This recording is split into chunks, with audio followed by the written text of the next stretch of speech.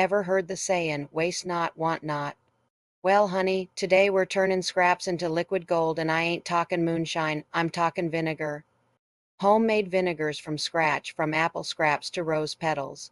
We're gonna turn them into healing, homemade vinegars. So grab a jar, roll up them sleeves, and let's get to brewin'. And hey, don't forget to hit that like button, subscribe, and ring that bell so you don't miss the next time I turn something simple into something special.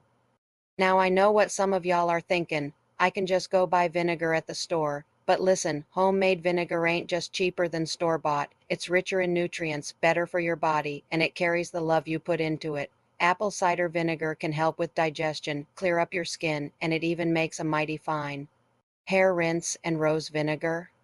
Baby, that's a natural toner, bug bite soother, and the prettiest cleaner you ever did see. Plus, making it yourself connects you to something real, something our mamas and grandmas used to do. Here's what you'll need. Apple scraps, and I do mean scraps. Peels and cores work just fine.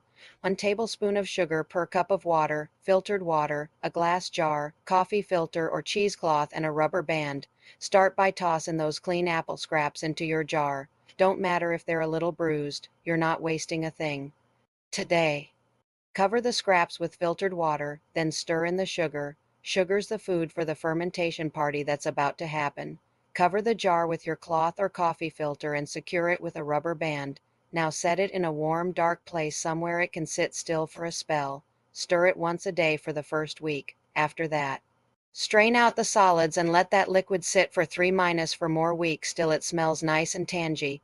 You'll know it's ready when it smells like vinegar, not rot. If you see a mother form, don't be scared. She's the soul of your vinegar, helping it ferment just right. You'll need fresh or dried rose petals, organic only, no sprays or chemicals, and white vinegar or apple cider vinegar, homemade if you fancy, a clean glass jar.